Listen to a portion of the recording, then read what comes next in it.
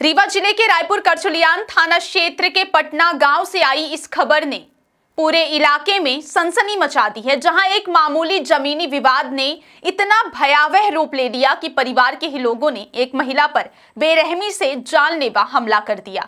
बताया जा रहा है कि कई वर्षों से सुनीता मिश्रा और उनके परिजनों का अपने ही रिश्तेदारों के साथ जमीन को लेकर विवाद चल रहा था और इसी विवाद ने खौफनाक मोड़ ले लिया।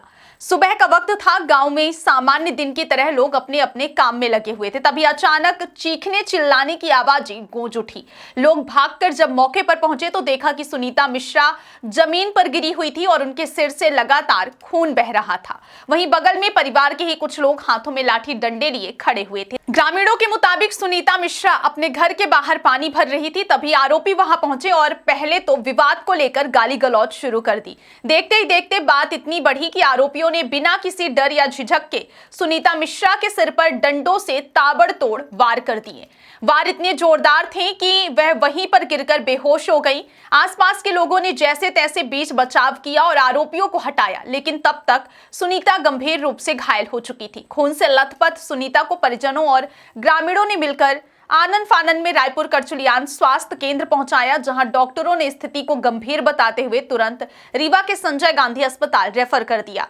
इस समय सुनीता मिश्रा का इलाज संजय गांधी हॉस्पिटल में जारी है, लेकिन हालत नाजुक बताई जा रही है। घटना के बाद से पूरे गांव में हड़कंप मचा हुआ है। हर कोई इस बात से गुस्से में है कि आखिर परिवार के लोग इतने निर्दयी कैसे हो सकते हैं कि एक महिला पर इस तरह का बर्बर हमला कर दें। स्थानीय लोगों का कहना है कि यह पहली बार नहीं है जब इस परिवार के साथ ऐसा हुआ हो। इससे पहले भी इन्हीं आरोपियों ने सुनीता मिश्रा और उनके पति पर जानलेवा हमला किया था, लेकिन उस वक्त पुलिस ने सिर्फ कागजी कार्रवाई करके मामला ठंडे बस्ते में डाल दिया। यही वजह है कि आज फिर से वही लोग खुलेआम हथियार लेकर घूम रहे हैं और खुलेआम हमला करने की हिम्मत कर रहे हैं। ग्रामीणों का कहना है कि पुलिस प्रशासन की लापरवाही ने ही आरोपियों के हौसले इतने बुलंद कर दिए हैं।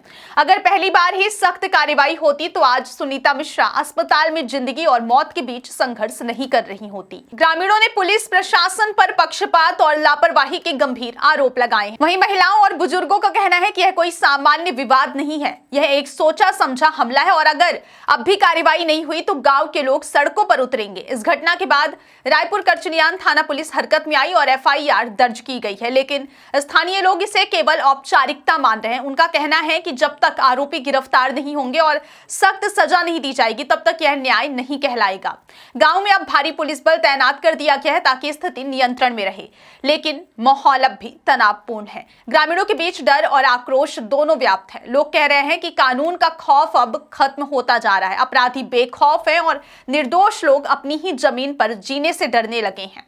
यह पूरा मामला सिर्फ एक जमीनी विवाद का नहीं बल्कि उस व्यवस्था का आईना है जो बार बार अपराधियों को मौका देती है और पीड़ित को न्याय से वंचित रखती है।